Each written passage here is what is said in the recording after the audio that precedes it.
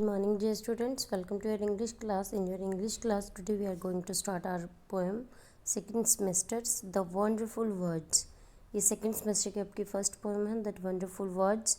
Imagine a word without language. एक language को, एक वर्ड को विदाउट लैंग्वेज आप इमेजिन करके देखिए कि आप अगर कुछ भी व्यक्त करना चाहते हैं, कुछ भी प्रकट करना चाहते हैं, अपने विचार कुछ भी बोलना चाहते हैं, तो आप बिना लैंग्वेज के कैसे बोलेंगे.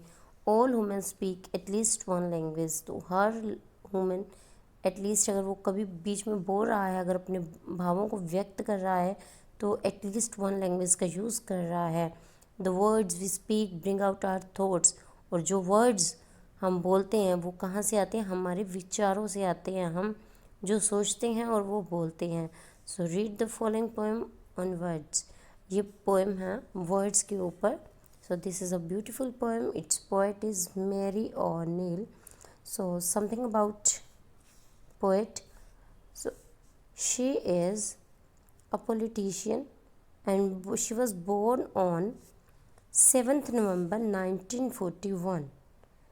She has been graduated from University of Toronto. Toronto की यूनिवर्सिटी से इन्होंने ग्रेजुएटेड की, यानी बैचलर ऑफ आर्ट्स की डिग्री प्राप्त की. और ये एक टीचर थी. She taught in both type of schools like public and private. Public और प्राइवेट दोनों स्कूल्स में इन्होंने टीच किया. So this is about the poet. So let's read about the poem. Never let a thought shrivel and die. Shrivel means क्या होता है? Waste होने देना. हमें हमारे वर्ड्स को कभी भी ख़त्म नहीं होने देना चाहिए, कभी सूखने नहीं देना चाहिए, कभी मरने नहीं देना चाहिए. For want of a way to say it.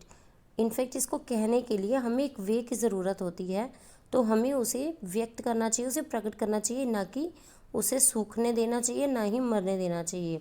For English is a wonderful game and all of you can play it.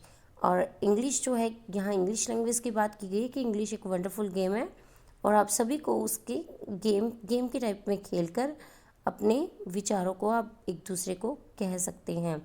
सो यहाँ इंग्लिश की बात की गई है, but you can speak in any language to describe your thought.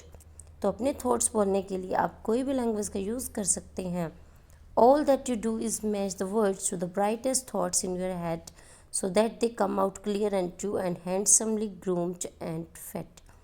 सो आपको क्या करना है? अपने वर्ड्स को, जो आपके माइंड में ये थॉट्स आते हैं, ब्राइटेस्ट थॉट्स आते हैं आपके हेड में, तो उसको आपने वर्ड्स के साथ मैच करना है. मीन्स जो इस थॉट को वर्ड्स का रूप देना है. सो that they come out clear and true. ताकि क्लियरली आप जो भी कहना चाहते हैं वो क्लियरली निकल कर बाहर आए. And handsomely groomed. Groomed means क्या होता है? तैयार करना. फेड मीन्स होता है खिलाना, बट यहाँ इसका मीनिंग है रखा जाना. और हैंडसमली अपने विचारों को, जो भी हम किसी को कोई भी बात कहना चाहते हैं, उसे हैंडसमली हमें तैयार करना और किसी के सामने रखा जाना चाहिए. For many of the loveliest thing have never yet been said. और इस संसार में कितनी ही ऐसी बातें हैं जो हम अपने माइंड में ही सोचते हैं पर किसी के सामने नहीं कहते हैं. तो हमें ये बातें सभी के सामने अपने विचारों को एक वर्ड्स के रूप में, अपनी एक लैंग्वेज का यूज़ करके बोल देना चाहिए. Words are the food and dress of thoughts. This is the most important line. तो वर्ड्स क्या हैं? थॉट की, विचारों की फूड एंड ड्रेस हैं. जैसे अब हमें भोजन और ड्रेसेस की ज़रूरत होती है, उसी तरह से हमारे विचारों को भी वर्ड्स की ज़रूरत होती है. They give it its body and swing. ये हमारी वर्ड्स क्या करते हैं? हमारे विचारों को बॉडी प्रदान करते हैं, उसको शेप देते हैं. And every one is longing today to hear. आज हर कोई ये सुनना चाहता है some fresh and beautiful thing. और आजकल की लाइफ में हर कोई, लॉन्गिंग मीन्स होता है मन करता है, सबका मन करता है कि कुछ नया, फ्रेश और ब्यूटीफुल सुनने का और कुछ ब्यूटीफुल करने का. But only words can free a thought from its prison behind your eyes. और आपकी आइज़ मीन्स आपके माइंड के पीछे जो भी विचार आ रहे हैं, उसे फ्री करने के लिए आप किसका सहारा ले सकते हैं? वर्ड्स का, एक लैंग्वेज का. प्रिजन मीन्स होता है जेल. यहाँ इसका मीनिंग है बंद करना. जो आपकी आइज़ के पीछे जो बंद हैं विचार, आपको उसे वर्ड्स देने चाहिए. May be your mind is holding now a marvellous new surprise. May be ऐसा हो सकता है कि जो आपके माइंड ने होल्ड कर रखा है, जिसे आप व्यक्त नहीं करना चाहते, हो सकता है कि अगर आप उसे बोल दें तो एक मार्वलस यानी अद्भुत चमत्कार हो जाए. So this is about the beautiful poem. Now come on it's beautiful tough words. So here are some words. श्रिवल.